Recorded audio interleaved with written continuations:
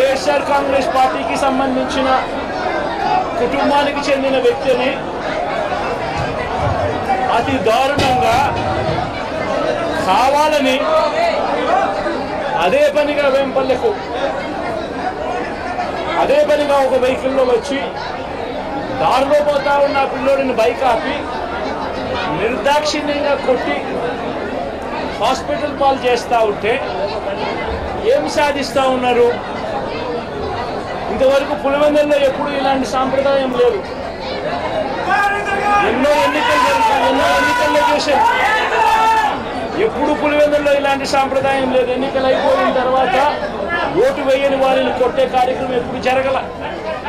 రాష్ట్ర వ్యాప్తంగా కూడా ఒక భయాందోళన వాతావరణం క్రియేట్ చేయడం కోసం అది రాష్ట్ర వ్యాప్తంగా ఇదే చేయిస్తూ ఉన్నారు దగ్గరుండి. ఏం సాధిస్తారు దీనివల్ల? మీరు వేసే ఈ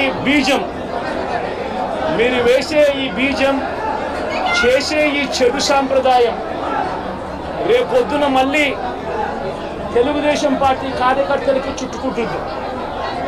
చంద్రబాబు నాయుడు అనుకుంటా ఉన్నాడు తానేదో ఈ మాదిరిగా చేసి భయాందోళన క్రియేట్ చేసి వైఎస్ఆర్ కాంగ్రెస్ పార్టీకి ఓటు వేసిన వారిని కొట్టడం వల్ల ఒక తెలియని ఆనందం తనలో ఏదో పొందాలని చెప్పి అనుకుంటా ఉన్నాడు. రాష్ట్ర వ్యాప్తంగా ఒక భయాన్ని క్రియేట్ చేయాలని ప్రయత్నం చేస్తూ ఉన్నాడు. కానీ నేను చంద్రబాబు నాయుడు గారికి మరొక్కసారి కూడా చెప్తా ఉన్నా, ఒక చెడు సాంప్రదాయానికి నాంది పలుకుతా ఉన్నారు. దయచేసి ఆపండి. ఆపకపోతే మాత్రం ఎల్లకాలం మీరే అధికారంలో ఉండరు. అధికారం మారిన రోజున ప్రజలు చంద్రబాబు నాయుడు గారు చేస్తూ ఉన్న ఈ అన్యాయాలను చూసి శిశుపాలని పాపాలు పండినట్టుగా ఆ పాపాలు చాలా వేగంగా పండుతూ ఉన్నాయి. అధికారం మారిన రోజున తాను చేస్తూ ఉన్న ఈ చెడు సాంప్రదాయం తనకే చుట్టుకుంటుంది. ఈరోజు దెబ్బలు తగిలినా దెబ్బలు తిన్నా ప్రతి ఒక్కరూ కూడా రేపొద్దున ఇదే మళ్ళీ అటువైపున చేసేదానికి మీరంతటి మీరే బీజం వేస్తూ ఉన్నారు. ఇది సరైన పద్ధతి కాదు. నాయకులుగా ఉన్న మనలాంటి వాళ్ళని ఇలాంటివి ప్రోత్సహించాల్సిన పని ఎప్పుడు రాకూడదు, జరగకూడదు. దయచేసి చంద్రబాబు నాయుడు గారికి ఇప్పటికైనా చెప్తా ఉన్నా, చంద్రబాబు నాయుడు గారిని హెచ్చరిస్తూ ఉన్నాను, మరొక్కసారి మళ్ళీ హెచ్చరిస్తూ ఉన్నాను. ఇది కరెక్ట్ సాంప్రదాయం కాదు, దయచేసి దీన్ని ఆపమని చెప్పి. నువ్వు నిజంగానే ఒకసారి మీరు కూడా వెళ్ళి ఒకసారి చూడండి. ఒకసారి ఏం పాపం చేశాడు నా పిల్లోని, ఎందుకు కొట్టారు, ఏం పాపం చేశాడని కొట్టారు.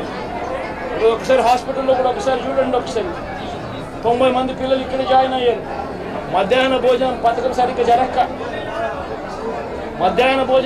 సరిగ్గా జరగడం లేదు. పిల్లలు కనీసం బ్యాగుల సప్లై కూడా సరిగ్గా జరగడం లేదు.